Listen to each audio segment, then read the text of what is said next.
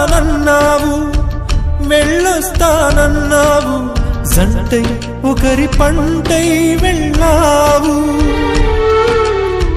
కరుణిస్తానన్నావు, వరమిస్తానన్నావు, కరువై మెడకు ఉరివైపోయావు.